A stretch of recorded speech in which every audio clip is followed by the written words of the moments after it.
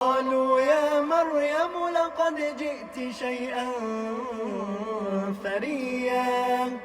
يا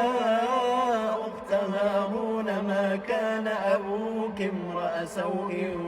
وما كانت أمك بغيا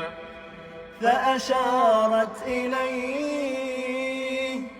قالوا كيف نكلم من كان في المهد صبيا قال إني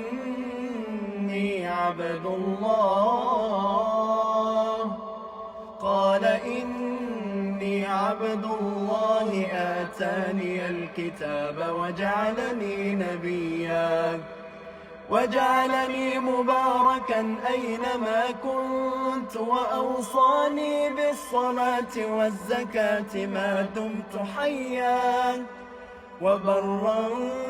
بوالدتي ولم يجعلني جبارا شقيا والسلام علي يوم ولدت ويوم أموت ويوم أبعث حيا ذلك عيسى ابن مريم قول الحق الذي فيه يمترون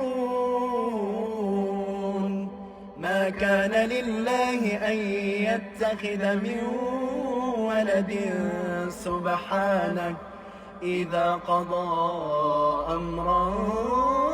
فإنما يقول له كن فيكون.